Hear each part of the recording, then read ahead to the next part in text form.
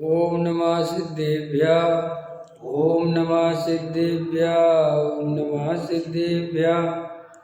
मंगलमय मंगले करन वीतराग विज्ञान नमो तार जाते भई हरिहंतादि महान कर मंगल करे हो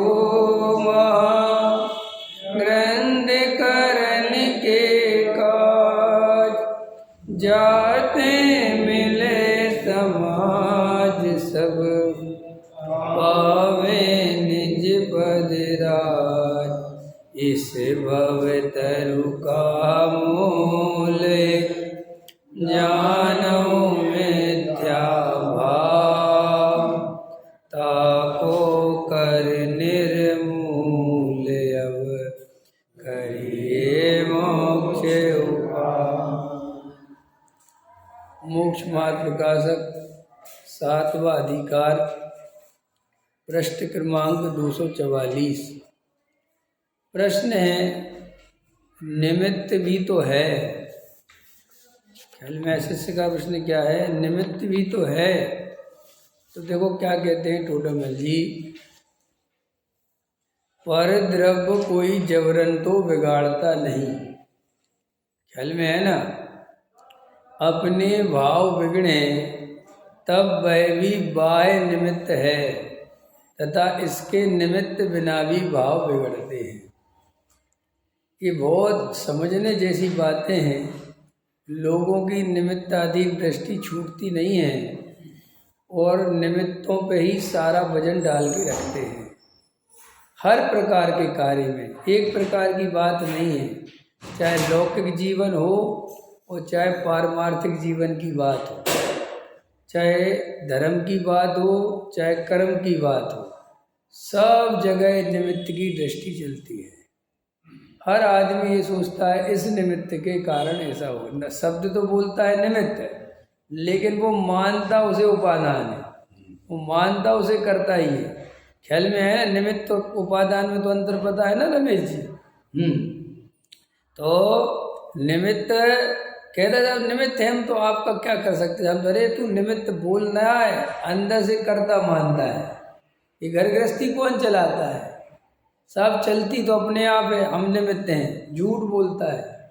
तू निमित्त मतलब समझता है कि मैं ही चलाता हूँ। इसलिए टोडरमल जी साहब ने बहुत प्रकरण उठाए एक चीज़ कि वो जानते हैं कि जीव कहाँ से क्या क्या बात पकड़ेगा। तो देखो सबके मन में क्या लगता है, जैसे निमित्त मिलते हैं वैसे भाव होते हैं। सबके दिमाग में क्या है? जैसे निमित्त मिलते हैं वैसे भाव होते हैं। तो इसका मतलब तुम्हारे भावों का कर्ता वो निमित्त हो गया। ख्याल में आएंगे? बोले साहब देव शास्त्र का निमित्त मिले तो अच्छे परिणाम होते हैं, गुरु को देव शास्त्र का निमित्त मिले तो बुरे परिणाम होते हैं, घर गृहस्थी में बुरे परिणाम होते हैं, मंदिर में अच्छे परिणाम होते हैं। ये सब मन की झूठी मान्यता है। मंदिर में आके वास्तव में 2 तरह से परिणाम पवित्र होते हैं और घर गृहस्थी में जाके 2 तरह से अपवित्र परिणाम होते हैं। मंदिर में आगे 2 तरह से पवित्र परिणाम कैसे होते हैं? मिथ्या दृष्टि के जो पवित्र परिणाम होते हैं वो संस्कार के कारण, रूटीन वर्क के कारण, परंपरा के कारण, आदत के कारण, पंथ संप्रदाय के कारण, मेरा मंदिर, मेरे भगवान, समझ में आया? मेरी जनवाणी हमने बनवाया, हमारा पैसा लगा है, तो उसके वहाँ आकर निर्मल परिणाम हो जाते हैं।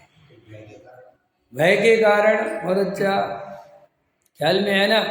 संस्कारों के कारण अर्थ कर दिया। संस्कार का अर्थ मतलब मंदिर है, यहाँ अच्छे परिणाम रखना, भगवान है, भगवान की तरफ देखना। मन तो करता है पीछे देखने का, देखता भगवान की तरफ है। ख्याल में है ना? हाँ, वो एक तरह का पवित्र परिणाम है। वो जो एक तरह का पवित्र परिणाम है उसकी कोई कीमत नहीं है। ख्याल में आया? अब दूसरे तरह का पवित्र परिणाम क्या है? कि सम्यक दृष्टि ज्ञानी धर्मात्मा मंदिर आया, तो वो देव शास्त्र गुरु के प्रति जो उसका बहुमान है, जो उसकी सच्ची भक्ति है, वो देव शास्त्र गुरु के कारण नहीं है, वो अपने स्वरूप की अनुभूति होने के कारण, अपने आत्म स्वभाव की दृष्टि होने के कारण, अपने ज्ञायक भगवान आत्मा की खबर होने के कारण उसे ऐसा जिनेंद्र देव का बहुमान आता है। हे जिनेंद्र देव, मैं तो क्षण भर की आत्मानुभूति करके इतना आनंदित होता हूँ, सारे जगत के विषय भोग मुझे 2 कौड़ी के लगते हैं, कुछ नहीं दिखता, और आप तो उस परमानंद में डूबे हैं, आप तो स्वभाव में सदा काल के लिए रम गए हैं, तो आपके आनंद की तो मैं कल्पना ही नहीं कर पाता। इसलिए हे जिनेंद्र देव, मुझे आपकी भक्ति आती है। तो उसकी भक्ति और मिथ्या दृष्टि की भक्ति में अंतर समझ में आ गया। सम्यक दृष्टि की भक्ति परंपरागत नहीं होती।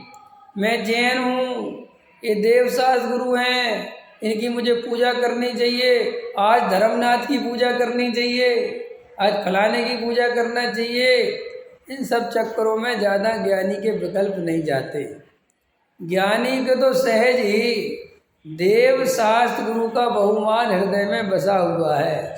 और वो क्यों बसा हुआ है? कोई बाहरी निमित्त कारण नहीं है, उसका स्वयं का ही उपादान कारण है। पकड़ में आ गई बात?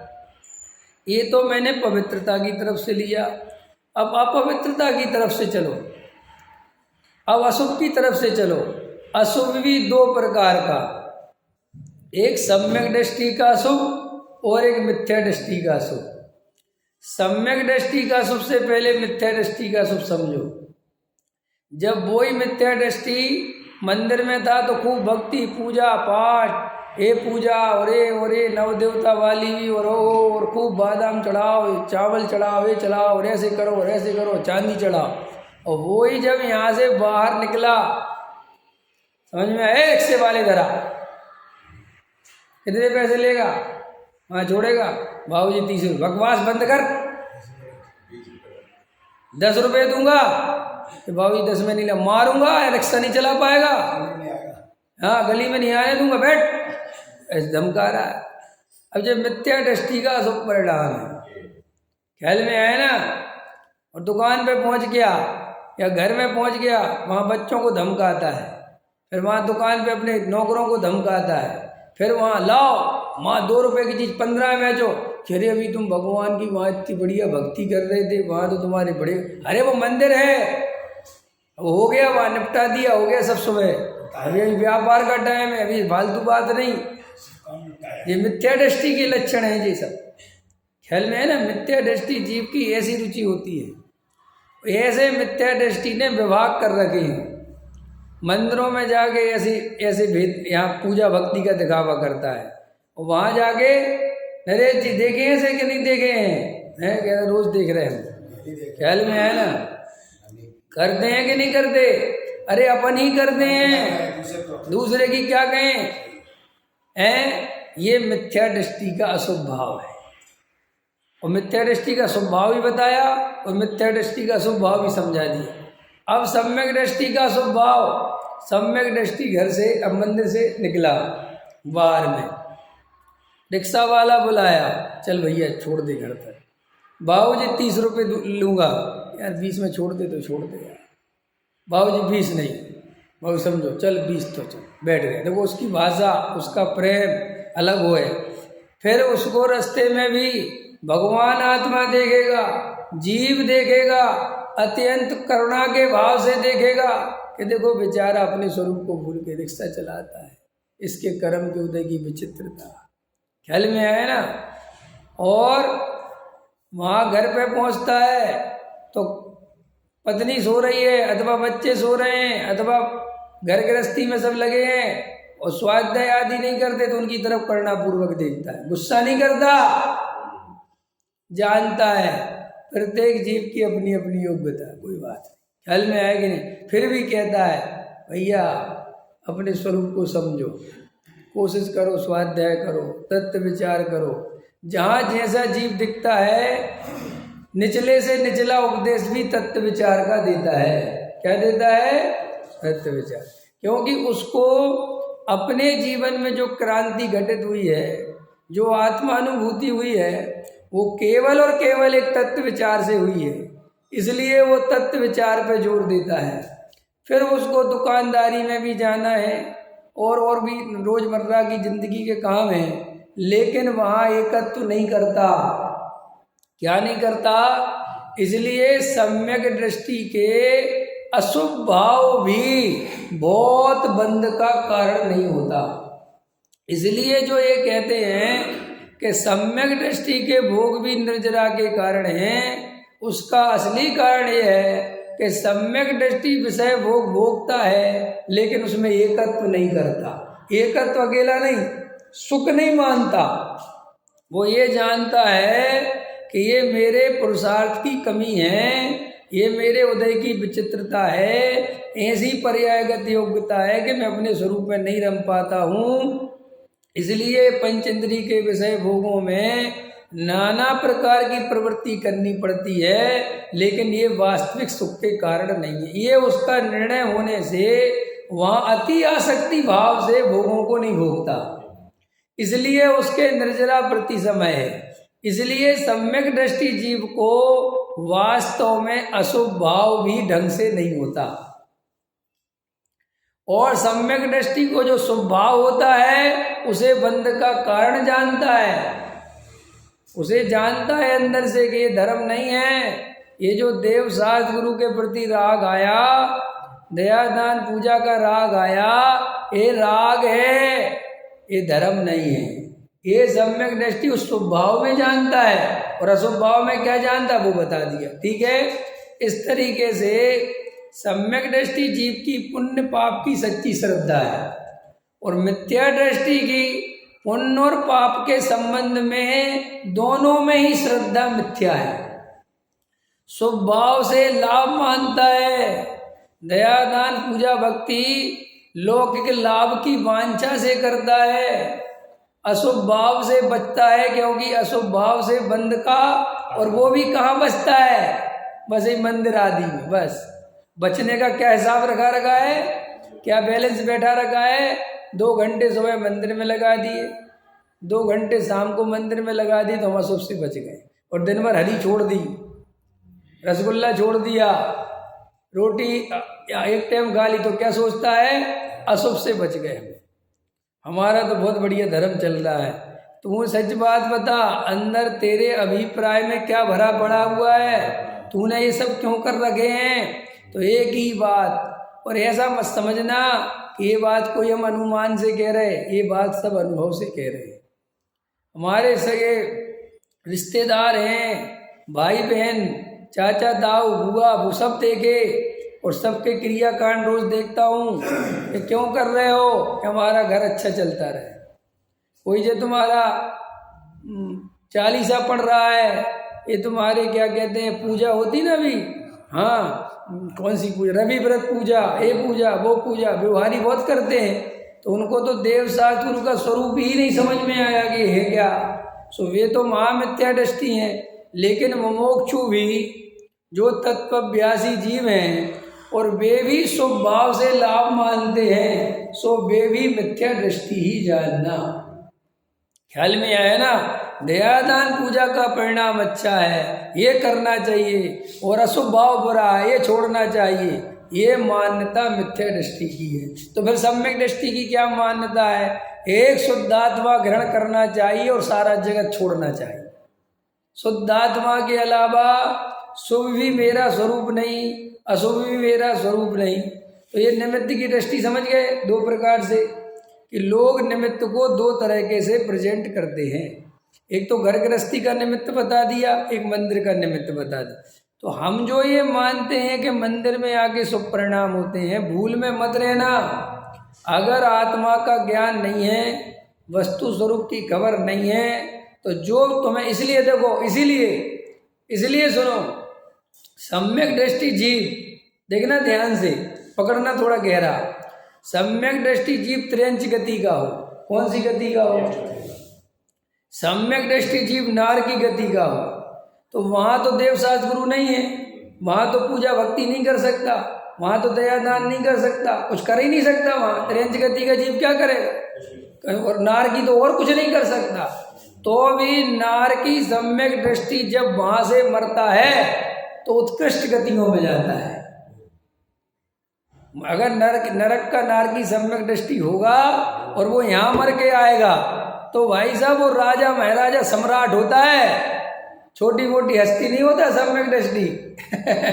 ठीक है, अब समझना क्या रहा इसे, कहाँ? नरक में।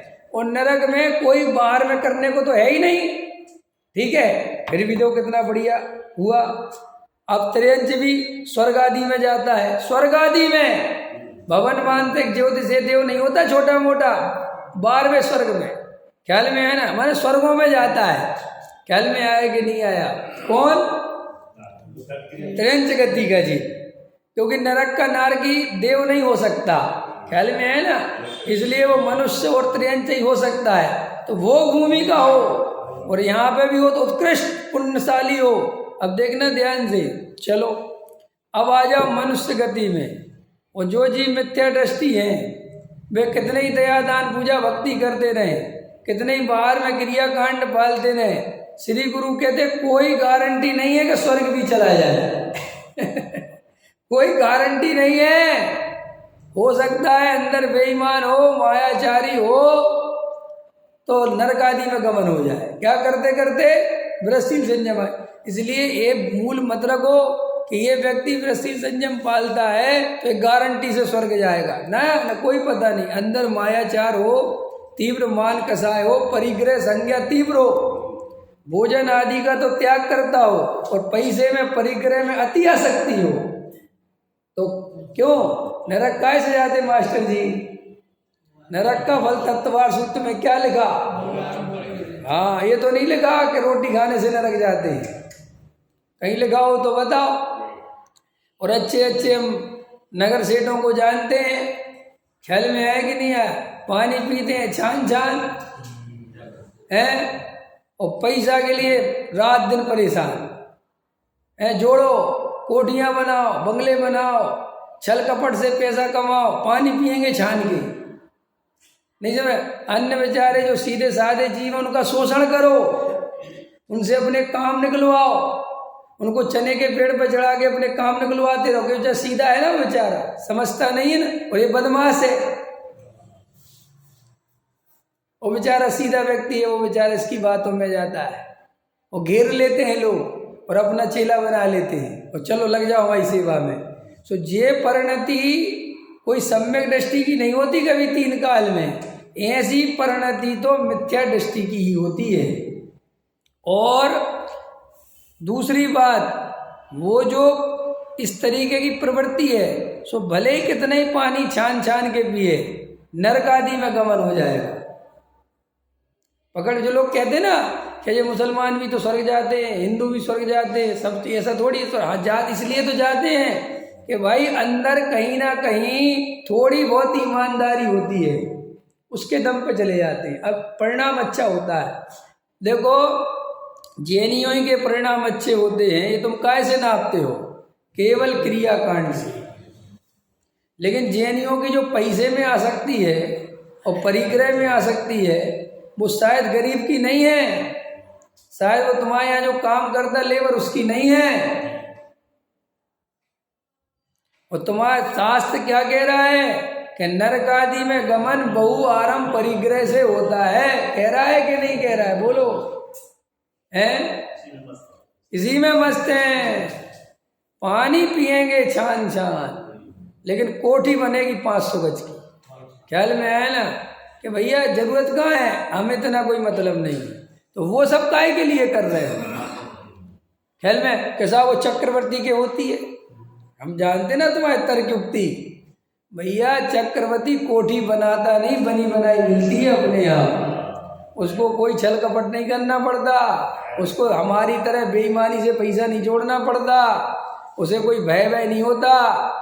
उसे तो सारी जो उसकी स्थिति है ना वो अलग है। जहाँ रात और दिन खींचातानी करनी पड़े, परेशान होना पड़े, उस पैसे को कमाता है और रात दिन जरूरत से ज़्यादा कमाता है, आवश्यकता से ज़्यादा कमाता है, जोड़ जोड़ के रखे जा रहे हैं, जबकि पता है मेरे को तो इतनी ज़रूरत है नहीं, इसके लिए जोड़ जोड़ के रख रहे, सही बता। और सुनो, चक्रवर्ती का पुण्य पता है कैसा होता है? चक्रवर्ती के साथ ही समाप्त होता है। 14 रत्न 9 निधि कहाँ चली जाती है वो? जैसे ही चक्रवर्ती दीक्षा की घोषणा करता है, सब चक्र रत्न सब चले जाते हैं, खत्म। उनके बेटों को नहीं मिलते। यहाँ तो तुम बेटों ही के चक्कर में चक्रवर्ती बनना चाहते हो। अभी पूछो कि भैया किसके लिए कर रहे हो? कि हम तो भैया मूंग की दाल खा रहे हैं, समझ में आया ना, और 2 रोटी खा रहे हैं, और हमें तो इतनी बीमारियां हैं। तो फिर किसको मरे जा रहे सेठ जी? ये पैसा है ना, बेटा है ना, कि बेटा बहुत है। तो सही बताओ, बे पैसे के ढेर मोह के कारण किसके लिए लग रहे हैं? अपने लिए कि बेटे के लिए? 1 रुपया नहीं छोड़ा जाता, समझ में आया? ये सब ज्ञानियों के लक्षण नहीं है, ये सब मोहियों के लक्षण है। ये अपने को भले ही तुम शाबाशी देते रहो, और भले ही वो शास्त्रों से पढ़ के चारित्र मोह का उदय है जी, ये वो ना, अपने अभिप्राय को पहचान। दूसरों से क्या लेता है सर्टिफिकेट? अपना अभिप्राय खुद जानते हो ना कि मैं काम क्यों कर रहा हूँ, दूसरा क्या बताएगा? अपने खुद देखता नहीं, अपने गिरेबान में झांकता नहीं। पंडित जी ने कह दिया कोई बात नहीं भैया, चारित्र मोह का उदय है, ऐसे तो गृहस्थ। हाँ पंडित जी बहुत अच्छा, आप तो देखो सब समझते हो। अरे पंडित जी सब नहीं समझते, तू कुछ नहीं समझता। पंडित जी तो समझ गए कि तू ढीठ है, अब तेरी हाँ में हाँ मिला दो, कहाँ तक समझा है? ख्याल में तू ठीक हो है, हमें साहब इतना तो करना ही पड़ेगा, मंदिर तो बनाना ही पड़ेगा, देखो संस्था चलानी है, तो ये सब तो करना। ठीक है भाई, हम तो हाँ में हाँ बोल रहे, ठीक है भैया, लेकिन अंदर अपना अभिप्राय चेक कर लेना। संस्था चलाने के लिए गोटी फिट कर रहे हो कि मान कसाई के लिए कर रहे हो? अगर मान कसाई के लिए कर रहे हो तो नरक जाना पड़ेगा, मैं कुछ नहीं कर लूंगा। ख्याल में है ना? मान महाविश्वरूप करई नीच गति जगत में। कहाँ कहाँ कर दी है? करई नीच गति। और मान के लिए क्या क्या हो रहा है बता दो, अपने अंदर चेक करो। बड़ी बड़ी संस्थाएं, बड़े बड़े पंडित, बड़े बड़े महाराज, बड़े बड़े संत साधु काहे के लिए जी रहे हैं? हमें संपत्ति नहीं चाहिए, लेकिन सम्मान चाहिए। समझ में आया? तो निमित्त की दृष्टि नहीं रखना, निमित्त कुछ नहीं करता। देखो टोडामल जी साहब 300 वर्ष पहले की बात कह रहे हैं, अपने भाव बिगड़े तब वह भी बाह्य निमित्त है। देखो अब कोई कहते बाह्य निमित्त तो है ना, इस पे जोर डालते हैं लोग। देखो क्या लिखते टोडामल जी, तथा इसके निमित्त बिना भी तो भाव बिगड़ते हैं, अब निमित्त नहीं है। लोग क्या कहते हैं, जैसा आप रोड चलते ना, जो पोस्टर लगा देते ना गंदे संदे, तुम्हारे भाव बिगड़ जाते हैं। ख्याल में जे महिलाएं कपड़े पहनती ना, सही कपड़े नहीं पहनती, तुम्हारे भाव बिगड़े। अरे सुन, महिलाओं को दोष मत दे, उनके कपड़ों को दोष मत दे, तेरे अंदर काम वासना भरी पड़ी है। अगर तू महिलाओं के कपड़ों से और उससे ही परेशान है, तो तेरी बेटी ने भी कपड़े पहने थे, फिर तेरे को काम भाव क्यों नहीं हुआ? बोल, दे निमित्त पे दोष। ख्याल में है ना? ये पंडित जी ऐसी बातें करते, थोड़ी तकलीफ होती, तकलीफ यही सच्चाई है। क्यों निमित्तों को दोष देते हो? क्यों दूसरों को दोष देते कि अपने दोष ढांकते हो? सारी दुनिया में एक ही फंडा है, सारी दुनिया में क्या फंडा है कि वो साहब उसके लिए जो बाहरी निमित्त है कारण, लड़कियां ऐसे घूमते, अरे भैया जिस पुरुष ने भी वो बलात्कार किया अपराधी वो है, उसके अंदर प्रवृत्ति है। दूसरे अगर ऐसा हो तो जगत में तो घर में कोई सुरक्षित ही नहीं रहे, लेकिन नहीं, अंदर खुद के बेकार है, निमित्त पे दोष। और हम सारा दोष काहे पे देते हैं? निमित्त पे देते हैं ना। हम तो क्या करें साहब, ये घर में बना देते ना तो हम पे हम खा लेते हैं, अगर ये बनाए नहीं तो हम नहीं खाए। होता है ना, जिस दिन बाबूजी का हरी का त्याग है और बढ़िया बच्चों ने हरी की अपनी सब्जी बनवा ली, वो बढ़िया केला खा रहे बाबूजी के सामने, बाबूजी को चिड़चिड़ा रहे, आज ही खाओगे केला, कल नहीं ला सकते थे। अरे भैया अब हम कल और आज का क्या मतलब है, जब तुम्हारे अंदर इतनी आसक्ति भरी पड़ी है।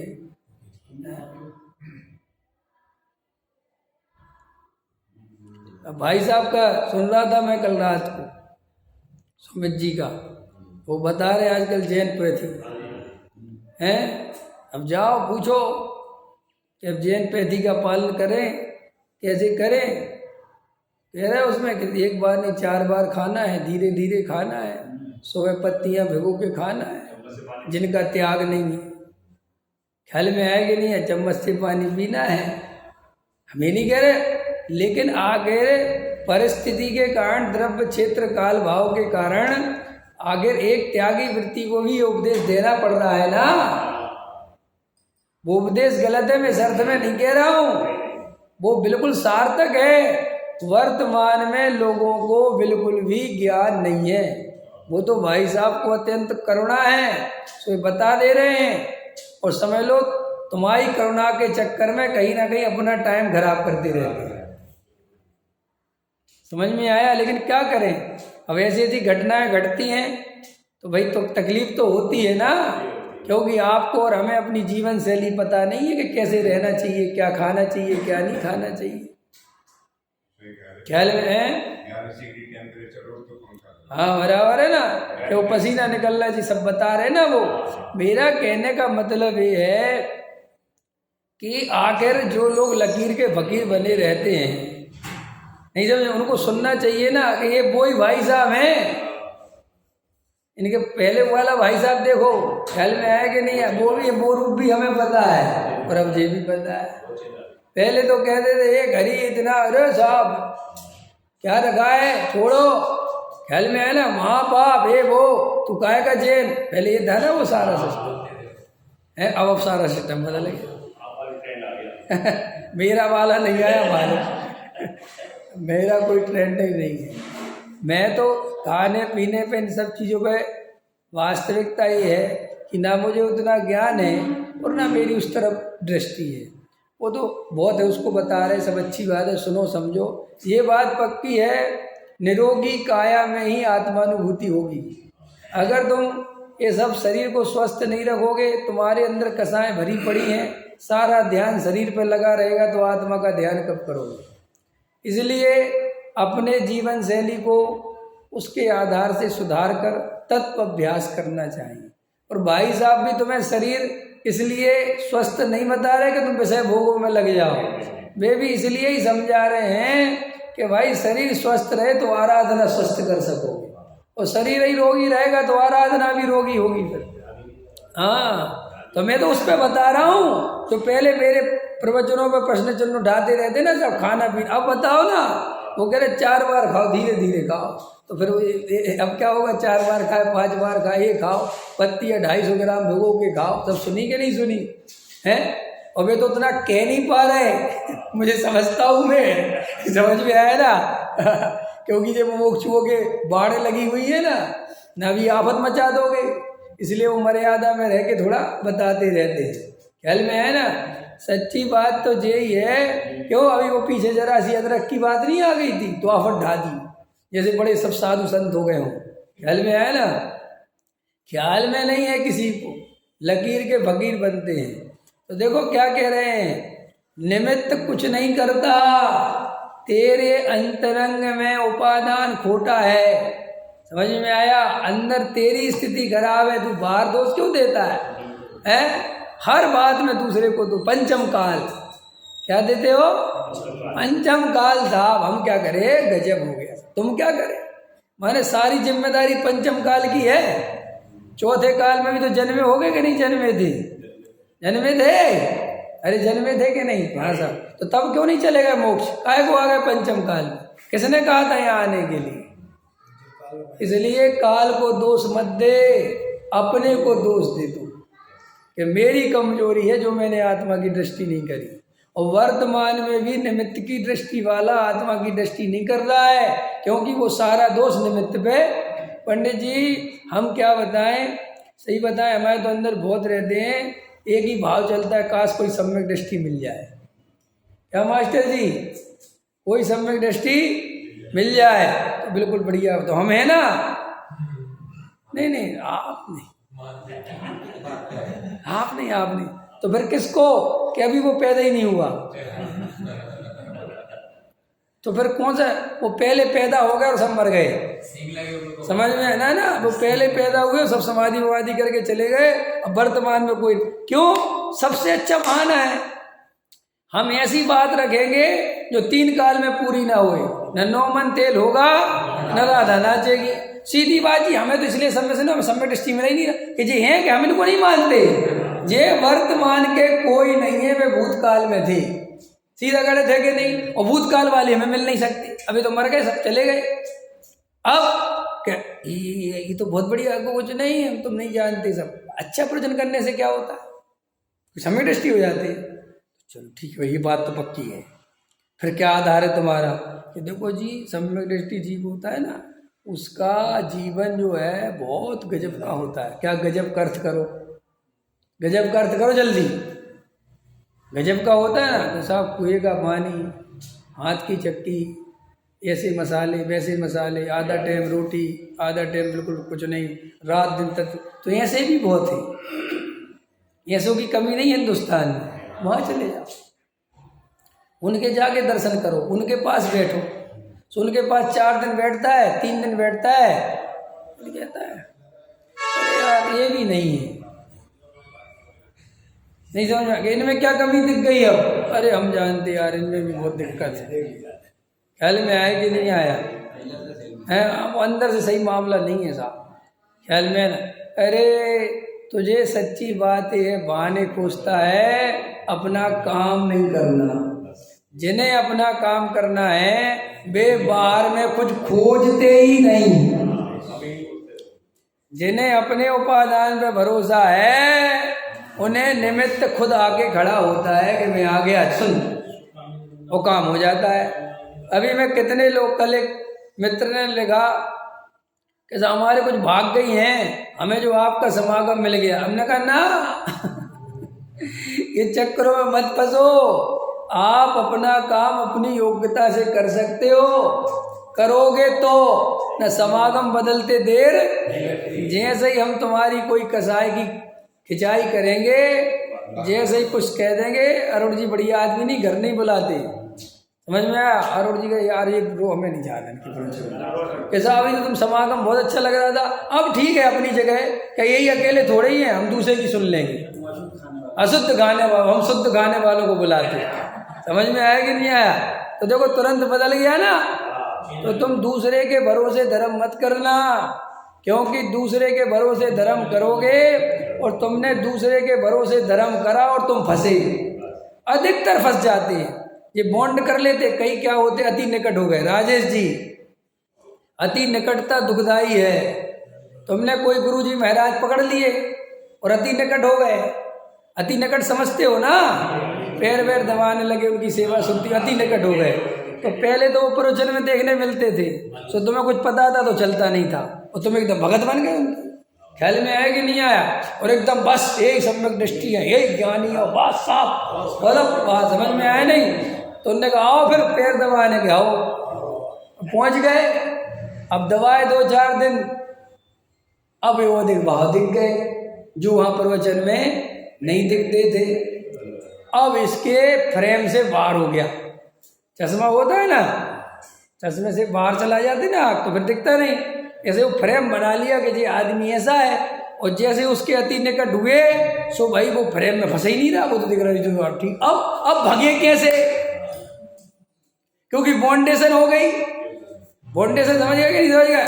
अब समाज में सबको पता चल गया कि हम तो फला के भगत हैं, और वो तो हम ही सब कुछ। अब भाई साहब भगना भी चाहे तो कैसे भगे? सो कई तो ऐसे फंसे।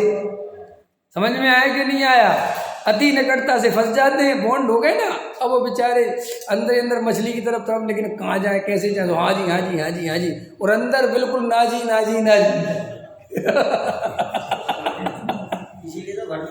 इसलिए घर नहीं बुलाते। देखो कितने अरुण जी कितने समझदार है। अरुण जी कह रहे तुमसे मेरे को बॉन्ड नहीं करना, क्योंकि कब छोड़ के भागना पड़े मुझे पता नहीं। ठीक है ठीक है, लेकिन देखो हमारे साथ तुम चक्कर इसलिए नहीं फंसेगा, हम तो पैंट शर्ट पहन के घूमते हैं, स्कूटर चलाते हैं, चश्मा लगाते हैं, व्यापार करते हैं, तुम हमारे साथ बॉन्ड हो ही नहीं सकते। बॉन्ड होने के लिए तो थोड़ा मेहनत बना चाहिए। ये आशीर्वाद देते फिरते हैं जो, ये मेहनत बने वाले लोगों से बॉन्ड होता है, क्योंकि तुम्हें कोई विवेक का भगत मान ही नहीं सकता। तुम्हें तो ज़्यादा से ज़्यादा ये मानेंगे अरुण जी विवेक जी से दोस्ती बहुत है, अरविंद जी से मेरी दोस्ती बहुत है, तो अरविंद जी बॉन्ड नहीं है, कल इनके पैसा नहीं तो कहते पंडित जी भैया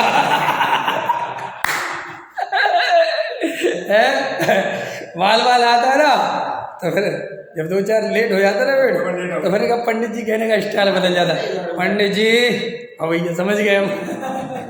तो हमसे बॉन्ड होने की कोई जरूरत नहीं है तुम्हें, हमसे बॉन्ड हो ही नहीं सकते, तुम चिंता ही मत करो। हाँ बिल्कुल टेंशन मत लो, कल ही बुलाओ। हाँ कि आज अब घर में बोला नहीं होगा, ठीक है ना, आज अब रास्ता रह दो आज, जैसा तुम क्या छोटी मोटी चीज़ में निपटाते हो। हाँ खाना का ऐसा नहीं है। 2-3-4 कितने साल हो गए मास्टर जी को रहते हुए यहाँ? 3-4 साल हो गए। हाँ बस अब सोच लो, आज हम गिनते गिनते इतने भूल गए कि अब कहाँ तक याद रखे, बताओ बुला ही नहीं रखला। हाँ तो देखो भाई, निमित्त की दृष्टि नहीं रखना, तो ये बॉन्ड हो जाते ना, बॉन्ड समझ गए ना कि फंस गए। तो ये अति निकटता क्या है, आप किसी को ज्ञानी मानने को तैयार नहीं हो, पहले तो ये समझ लो। सच्ची बात तो ये है, क्योंकि किसी को ज्ञानी मानो तो अहंकार को चोट इसलिए लगती है कि यार ये हो गया और मैं नहीं हुआ, मैं इतने दिन से लगा हूं, मैं ही मोक्षूरी हो गया, तो मन कहता है इस बात में ज्यादा राजी होता है कि नहीं हुआ। तो उससे क्या होता है, उससे क्या होता है, संतोष मिलता है। क्या मिलता है, एक आदमी की झोपड़ी थी और वो झोपड़ी में रहता था, और तूफान आया, झोपड़ी गिर गई। तो सब लोगों ने सोचा नहीं बेचारे के पास एक तो झोपड़ी थी वो गिर गई, बाकी और बड़े बड़े मकान गिर गए, बड़ी बड़ी बिल्डिंगें गिर गई। समझ में आया ना, समझ लो भूकंप आ गया, तो तहस नहस हो गया। तो उसके पास गए 2-4 लोग, अरे बोले भैया तेरे साथ तो बड़ा बुरा हुआ, तेरी झोपड़ी थी छोटी सी गिर गई। कह रहे बुरा हुआ, आज तो सबसे बढ़िया हुआ। क्यों, तुझे क्या? बोले आज तो मैं बहुत खुश हूँ। बोले क्यों? अरे बोले बड़े बड़े आदमियों के मकान देख के मैं बड़े परेशान होता था, ख्याल में आया कि नहीं आया कि मेरे पास एक सड़ी सी झोपड़ी, इन सब की बिल्डिंगें नहीं, अब सब बराबर, अब सब रोड पे आ गए, अब कोई टेंशन, अरे तेरी झोपड़ी अरे 2 और गिर जाए लेकिन सब बराबर हो जाए। क्योंकि इनके मकान देखता था तो मुझे बहुत पीड़ा होती थी। देखा आपने अपना दुख देखा।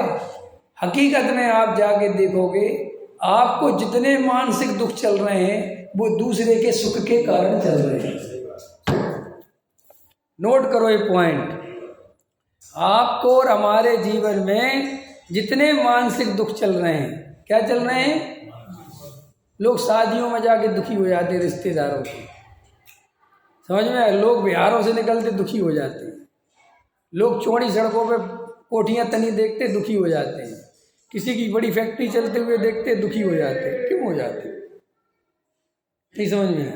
अभी अरविंद जी बहुत अच्छे बढ़िया बैठे थे, आनंद से अच्छे मस्त थे, और इनने हमसे पूछा विवेक जी आपका कितने का टर्नओवर है? क्या होता है टर्नओवर? होता है ना, हमने कुछ 2-3 अरब का हो जाता है। 2-3 अरब का? अच्छा ठीक, बहुत बढ़िया, बहुत अच्छा, करना ही चाहिए। और अंदर से भयंकर दुखी हो गए। समझ में आया ना कि हमारा तो 85 करोड़ का होता है, अगले का 1 करोड़ अरब का होता है, 100 करोड़ का होता है, 200 करोड़ का होता है। अब दुखी हो गए, आपके दुख का काट के अब हमें अब इनको दूसरा मिला, अथवा फिर मैं मिला कि कितने का, और मैंने कहा अरे यार मेरे को तो बहुत नुकसान लग गया, बहुत, मैं तो रोड पे आ गया और मेरे तो अब 10 करोड़ का भी टर्नओवर नहीं हो रहा। अब सांस थोड़ी दूसरे तरीके से ली जाएगी। कोई बात नहीं, होता है। नहीं होता है, मतलब दुख तो बहुत है आपकी सुन के, अंदर से बहुत खुश हैं। बाहर से दिखाता दुख, अंदर से होता है खुश। जब बाहर से दिखाता है खुश, अंदर से होता है दुख। ये है मानसिक रोगों की असली हकीकत। हम मिथ्या दृष्टि की बात, सब में दृष्टि को तो होता ही नहीं ऐसा। ये सब मिथ्या दृष्टियों की कहानी चल रही है। तो भैया ये सब निमित्त की दृष्टि से बचो। जो सुख दूसरों के दुख से प्रारंभ होता हो ऐसा सुख अभी छोड़ दो। जो दुख दूसरों के सुख से प्रारंभ होता हो ऐसा दुख अभी छोड़ दो। कम से कम अपना सुख तो अपना होना चाहिए, है? अपना दुख तो अपना होना चाहिए।